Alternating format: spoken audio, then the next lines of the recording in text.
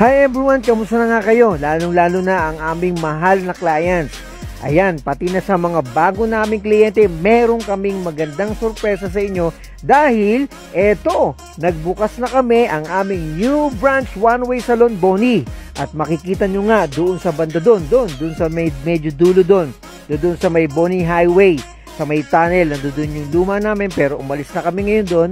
Pero ito yung mga mark para madali nyo matandaan yung PS Bank na yan. At sa kabila, dyan yung papuntang Boni EDSA. At ito naman, yung papunta sa Mandaluyong City Hall. Kaya ano pa inaantay nyo?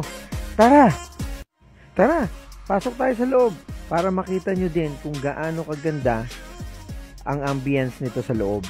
Ayan, sige, tuloy ka. Ito, yung mababait kong mga staff. Ayan, they waiting for you guys. Kaya eto, meron pang itaas.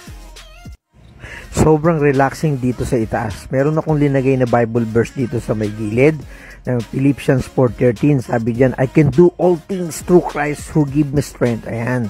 Makikita nyo dito sa taas. Wow, sobrang relaxing yung mga kliyente namin. Ayan. Meron din kaming kape. Tara, kape tayo.